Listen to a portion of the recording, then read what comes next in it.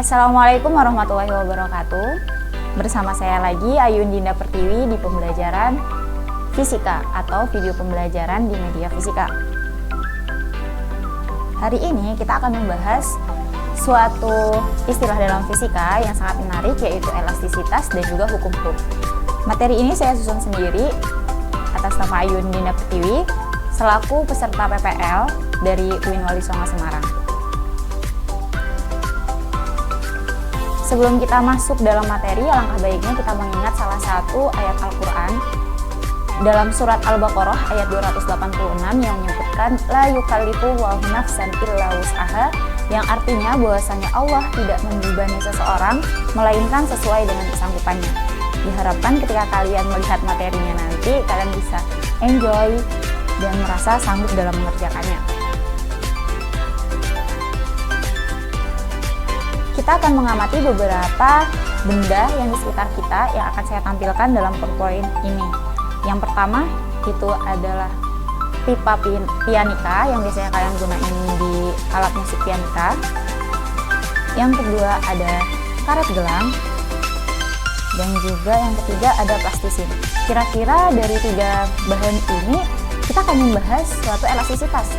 Kita akan meninjau yang pertama, yaitu benda dari pipa pianika, di mana pianika tersebut dia akan mengalami tegangan dan juga regangan, di mana benda itu akan mengalami kembali ke posisi awalnya ketika gaya luarnya itu dilepaskan. Jadi untuk dipastikan bahwasanya elastisitas pada pianika ini merupakan bahan yang elastis, begitu juga dengan karet gelang. Namun di sini ada salah satu benda yang bersifat plastis. Kenapa dia disebut plastis? Karena benda tersebut tidak akan kembali ke awal ketika diberikan gaya luarnya. Contohnya apalagi sih dari bahan plastis? Seperti kita lagi membuat adonan kue dan yang lain-lainnya, kan itu adalah merupakan benda yang plastis. Nah, kompetensi dasar yang akan kita bahas pada pertemuan hari ini yang pertama yaitu menganalisis sifat elastisitas bahan dalam kehidupan sehari-hari dan melakukan percobaan tentang sifat elastisitas suatu bahan dan mempresentasikannya pada kelas. Tujuan pembelajaran kita hari ini diharapkan ketika saya selesai menjelaskan materi ini, siswa diharapkan mampu memahami konsep elastisitas bahan dan juga hukum Hooke, serta siswa mampu menerapkan konsep elastisitas bahan dan hukum Hooke dalam kehidupan sehari-hari. Kebanyakan kita kalau misalkan belajar fisika ya udah memahami konsepnya saja, tetapi tidak paham dalam kehidupan sehari-hari itu ada apa aja sih fisika yang bersangkutan di kehidupan kita. Padahal banyak banget ya, bahkan hampir semua yang ada di bumi ini bersangkutan sama fisika. Nah, ada pun tahapan pembelajaran nih. Kalau misalkan pembelajarannya kayak gitu-gitu aja kan bosan. Nah, jadi ada tahapan pembelajaran kita. Yang pertama, video pembelajaran. Kalian harus mengamati video pembelajaran ini sampai selesai. Nah, setelah melakukan dan mengamati video pembelajaran tersebut, diharapkan kalian bertanya untuk menguji kemampuan berpikir dengan mengajukan pertanyaan pada kolom komentar. Dan yang ketiga, ada belajar mandiri. Diharapkan kalian mencari referensi baru dari beberapa sumber buku. Misalkan jika kalian mempunyai LKS pada sekolah kalian bisa gunakan, atau enggak ada bimbingan dari guru-guru yang lain atau les privat yang lain, kalian bisa buka sehingga dapat menambah wawasan baru lagi. Dan yang terakhir ada tugas.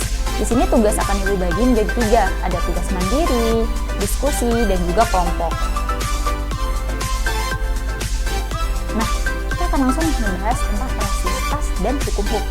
Kira-kira ada apa aja sih topiknya dalam elastisitas dan hukum Hooke? Elastisitas, dalam sifat elastisitas kita akan membahas sifat elastisitas bahan. Terus ada tegangan, ada regangan, dan juga ada modulus Young. Sedangkan pada hukum Hooke kita hanya fokus pada pengertiannya saja. Untuk materi selanjutnya kita bakal bahas di pertemuan selanjutnya. Nah, yang pertama elastisitas. Tadi kan kita sudah membahas nih mengenai beberapa bahan. Contohnya tadi yang pertama ada pipa pianika, karet, dan juga ketapel. Nah, kita bisa melihat ya kalau misalnya kita lagi main ketapel, ketika kita menarik, dia akan mental ketapel tersebut. Tapi kalau misalkan karet dari ketapel itu kita ganti menjadi tali rafia misalkan, apakah bisa benda itu akan mental? Tidak, jadi benda itu akan langsung jatuh. Jadi elastisitas sendiri merupakan kemampuan suatu benda untuk kembali ke bentuk awalnya segera setelah gaya luar yang diberikan kepada benda itu dihilangkan atau dibebaskan. Nah, ada beberapa syarat dalam elastisitas. Elastisitas sendiri dia mempunyai batas elastisitasnya, di mana ketika kita memberikan gaya yang kurang dari batas elastisitasnya, maka benda tersebut akan kembali ke bentuk awalnya. Terus bagaimana jika gaya yang kita berikan melebihi batas elastisitasnya? Tentu saja benda tersebut tidak akan kembali ke bentuk awalnya. Apa yang bakal terjadi? Ada dua kemungkinan. Yang pertama, bisa saja benda itu patah atau putus atau meledak. Oke, terus yang kedua apa? Benda tersebut akan menjadi benda tetap. Benda tetap. Contohnya nih seperti karet. Ketika kalian punya karet nih, yang pertama bentuknya seperti ini, kalian memberikan gaya yang lebih besar daripada batas elastisitasnya. Tentu saja karet itu akan tetap di posisi ini dan tidak akan kembali ke bentuk awalnya. Atau ada kemungkinan juga karet tersebut akan patah. Next, kita akan membahas mengenai sifat elastisitas. Nah, ini adalah contoh sifat elastisitas pada rangkaian pegas, di mana ada bentuk awalnya nih. Waktu bentuk awal kan pegas itu masih rapat ya. Contohnya kayak per yang ada di motor atau yang ada di pulpen kalian tuh. Kalau misalkan belum kalian gunakan kan masih rapat ya. Terus ketika kita regangkan, kita berikan masing-masing gaya pada ujung dan ujungnya, maka pegas itu akan regang kan. Nah, pegas itu akan kembali ke posisi awalnya ketika gaya ini dilepaskan. Jadi posisinya dia akan kembali pada bentuk awalnya. Sehingga elastisitas benda memiliki batas sampai pada suatu besar gaya tertentu dengan ketentuan dua syarat yang tadi. Ada besaran elastisitas. Di setiap fisika, semua materi memiliki besaran, termasuk besaran elastisitas. Yang pertama itu ada tegangan. Apa sih yang dimaksud tegangan? Tegangan di sini merupakan besarnya gaya yang diberikan oleh molekul persatuan luas benda disebut tegangan atau stres. Nah, sama kayak kalian kan, kalau misalkan kalian tegang sedang melakukan sesuatu, pasti kalian stres. Apalagi kalau misalkan kalian banyak tugas, pasti kan juga kalian stres kan. Selanjutnya ada regangan. Regangan disebut dengan strain, yang dapat didefinisikan sebagai perbandingan pertambahan panjang suatu benda terhadap panjang benda mula-mula karena adanya gaya luar yang mempengaruhi benda. Nah, ini adalah besaran atau rumus dari tegangan dan juga tegangan. Oke, ini kita langsung keluarkan semua ya. Yang pertama ada tegangan. Tegangan di sini ada simbol baru lagi nih, yang disebut dengan sigma. Sigma sama dengan F per A. Nih, sigma itu merupakan tegangan dengan satuan N per M kuadrat atau Pascal. Terus ada F merupakan gaya tekan atau gaya tarik, dan A itu merupakan luas penampang yang ditekan atau ditarik dengan satuannya meter kuadrat. Jika kalian males nih ngehafal apa sih satuan dari sigma, apa sih satuan dari tegangan, kita bisa ngeliat dari rumusnya. Rumusnya kan F, dimana F ini kita biasa ketemuin kan di beberapa topik. Salah satunya misalkan di dinamika rotasi, di hukum Newton, terus ada di gerak lurus, ya kan, banyak banget nih. F ini udah nggak asing lagi buat anak fisika, pastinya udah tahu ya. Jadinya F ini dengan satuannya Newton. Terus A ini merupakan luas penampang. Jadi untuk A-nya itu adalah M kuadrat. Sama aja kayak kalian ngitung luas dari persegi panjang. Ya kan, luasnya kan panjang kali lebar. Nah, panjangnya itu kan meter, L-nya itu meter juga, makanya dia jadinya meter kuadrat. Oke, jadi untuk satuan dari sigma sendiri yaitu N per M atau Pascal. Kita lanjut bahas yang kedua. Ada tegangan. Regangan biasanya disebut dengan epsilon, tapi di dalam LKS kita menggunakannya E kecil. E kecil sama dengan delta L per L0, di mana E merupakan regangan, delta L merupakan pertambahan panjang suatu batang dengan satuannya itu meter, dan L itu adalah panjang batang mula-mula dengan satuannya M. Lalu apa sih satuan dari regangan? Regangan tidak memiliki satuan. Tidak memiliki satuan. Kenapa? Karena ini, kita kan E sama dengan delta L per L0. Delta L satuannya adalah M. L0 adalah satuan dari M. Kita coret-coret, tidak ada. Jadi dia tidak memiliki satuan, sehingga E ini berdiri sendiri tanpa adanya satuan. Contoh soal, kita langsung ngebahas contoh soal ya. Nah, di sini ada contoh soal bahwasanya tali nilon berjari-jari 7 mm ditarik dengan gaya sebesar 154 Newton. Tentukan tegangan talinya berapa? Kita cari dulu ya, yang diketahui itu apa aja. Oke, yang diketahui itu adalah jari-jari, berarti R sama dengan 7 mm. Kita rubah dulu kesatuan internasionalnya. Jadinya 7 dikali 10 pangkat min 3 meter. Ditarik dengan gaya sebesar 154 Newton. Berarti F-nya sama dengan 154 Newton. Yang ditanya adalah tegangannya. Berarti yang ditanya adalah sigmanya. Berapa sigmanya? Oke, rumus dari sigma, ingat lagi, itu adalah F per A. F-nya udah diketahui nih, 154. Nah, terus A-nya nih apa? A-nya dia merupakan luas dari lingkaran. Oke. Luas dari lingkaran itu adalah pi r u kuadrat. Jadinya 154. Karena di sini jari-jarinya 7, kita makainya 22 per 7 aja ya. 22 per 7 dikali 7 dikali 10 pangkat min 3 pangkat 2. Ya, ibu pindah ke sebelah sini. Jadinya 154 22 per 7 maksudnya ya, dikali 7 kali 7 kan 49. Jadinya 49 dikali 10 pangkat. Ingat, kok misalkan pangkat dipangkatkan dia tetap dikali ya, jadinya pangkat min 6. Oke.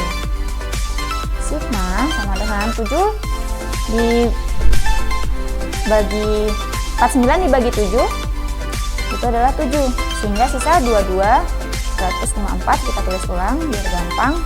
Jadinya 22 dikali 7 dikali 10 pangkat min 6. Maaf, ini kurang ke atas ya pangkatnya ya. Oke, pangkat min 6. Jadinya 154 dibagi 154 dikali 10 pangkat min 6. Jadinya hasilnya 1 dikali 10 pangkat 6. Dengan satuannya N per M kuadrat. Kita udah nemu hasil dari contoh soal yang pertama. Lanjut ke contoh soal yang kedua.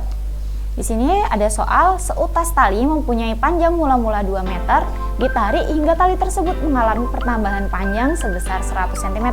Maka tentukan regangan talinya. Ya, berarti yang diketahui itu adalah panjang mula-mula atau L0 sebesar 2 meter, ditarik hingga tali tersebut mengalami pertambahan panjang sebesar 100. Berarti kan delta L sama dengan 100 cm. Kalau kita rubah dalam satuan meter, maka jadinya 1 meter. Yang ditanya itu adalah regangan atau E-nya. E-nya berapa? Oke, kita jawab ya. Rumus dari E itu sama dengan delta L dibagi L. Oke, delta L-nya kita udah dapat 1 per L0-nya 2. Jadi 1 dibagi 2, 0,5. Dia memiliki satuan Tidak, dia tidak ada satuan, berarti 0,5 saja. Oke. Sampai sini paham ya? Kalau misalkan nggak paham, bisa tanya langsung di kolom komentar. Lanjut kita bahas modulus elastisitas. Modulus elastisitas ini biasanya disebut dengan modulus Young. Modulus Young. Nah, modulus Young ini dinamai berdasarkan ilmuwan Inggris pada abad ke-19, yaitu Thomas Young. Modulus Young sendiri merupakan perbandingan antara tegangan dan regangan pada suatu benda dengan rumus E besar, ingat ya, E besar kalau E kecil tadi itu merupakan regangan, sama dengan sigma dibagi E. Ingat-ingat ya, kalau misalkan sigma itu rumusnya F per A, kita bagi, terus E nya tadi rumusnya delta L per L 0. Oke, kalau misalkan ibu tulis ulang nih, jadinya kan E besar sama dengan F per A dikali delta L per dibagi dulu dibagi delta L0. Nah, karena ini ada perkalian, jadi kita harus membaliknya dulu. Jadi F per A dikali L0 per delta L. Nah, ini juga bisa merupakan rumus gabungan antara regangan dan juga tegangan. Kita langsung ngebahas contoh soal. Di sini ada soal sepotong kawat homogen panjangnya 2 meter dan luas penampannya 4 meter kuadrat. Ketika ditarik dengan gaya sebesar 120 Newton, bertambah panjang sebesar 3 meter. Modulus Young atau modulus elastisitas bahan kawat tersebut adalah berapa? Oke, kita cari yang diketahuinya dulu. Yang diketahui itu adalah panjang awalnya sebesar 2 meter, berarti L0 sama dengan 2 meter, dan luas penampangnya 4 meter atau A sama dengan 4 meter kuadrat. Ketika ditarik dengan gaya sebesar 120, berarti F nya 120 Newton. Bertambah panjang, berarti diketahui delta L nya itu adalah 3 meter dikurangi 2 meter sama dengan 1 meter. Terus kita disuruh nyari nih apanya? Berarti yang ditanya itu adalah modulus Young atau E besar. Berapa? Berarti kan kalau sudah diketahui keempatnya ini ada satu rumus kan, dimana E besar sama dengan F dikali delta L per A dikali L 0, gitu kan. Tunggu F nya ibu ganti dulu biar kalian nggak bingung ya. F. Oke, kita ganti pulpen dulu. Jadi F nya itu udah diketahui 120 dikali deltanya 1 dibagi A-nya itu adalah 4 dikali L0 nya itu 2, berarti 120 dibagi 8. Berapa 120 dibagi 8? Kita hitung ulang ya. 120 bagi 8, 1, 8, 4, berarti 15. 15 dengan satuan N per M kuadrat. Loh, kok bisa Bu satuannya N M kuadrat? Ini ya, kita bahas konsep untuk membahas satuan dari modulus Young. Nah, ini kita bahasnya dari rumus ini ya. Kita tandain, kita pindah ke atas sini. Oke. F itu satuannya Newton.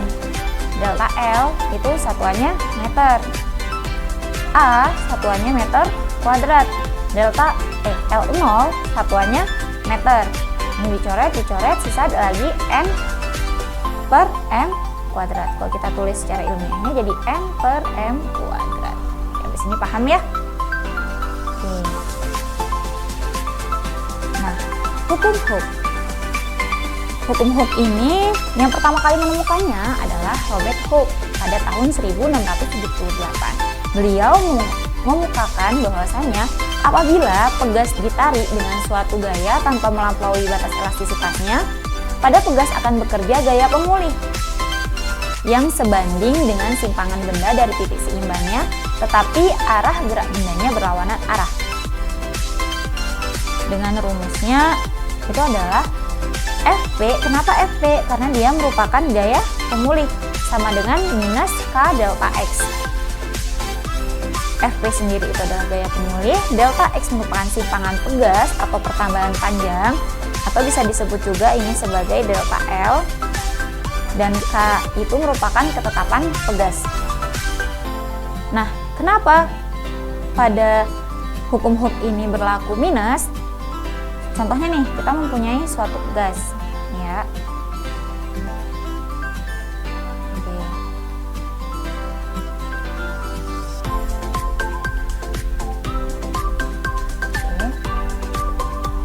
Nah, dari pegas 1 dan pegas 2 ini adalah satu pegas, tapi dia yang pertama dia regang, terus kita berikan gaya untuk tegangannya, jadi dia arahnya ke dalam dengan menghabiskan delta X-nya sebesar berapa tekannya. Nah, ini dibalikannya sehingga didapatkan F sama dengan minus, oke, pindah dulu,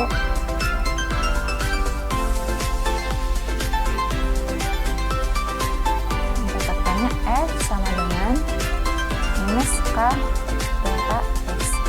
Minusnya karena gaya yang diberikan berlawanan arah, dari pegas yang regang diberikan tegangan, begitupun juga yang tegangan diberikan regangan, yang berlaku juga pada hukum 3 Newton,